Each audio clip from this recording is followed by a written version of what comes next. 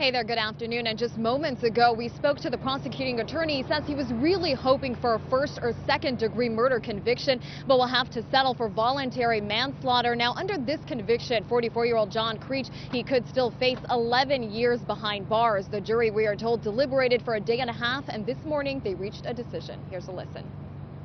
We, the jury, in the above entitled action, find the defendant John Creech not guilty of the crime of first-degree murder of Gavin Smith. We, the jury, in the above entitled action, find the defendant John Creech not guilty of the crime of second-degree murder of Gavin Smith. We, the jury, in the above entitled action, find the defendant John Creech guilty of the crime of voluntary manslaughter of Gavin Smith.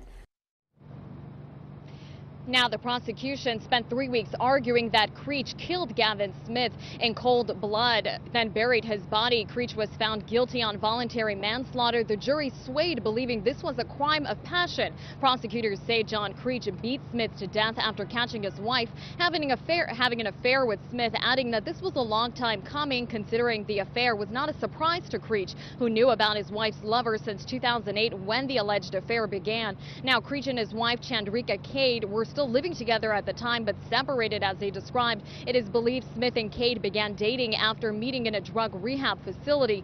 Creech's attorney argued he killed Smith in self-defense, saying that Smith attacked him with a metal object. Smith's car was stashed in a self-storage unit in Simi Valley, and his body was buried in a shallow grave outside Palmdale. Hikers stumbled upon his bones more than 2 years after his disappearance in 2012.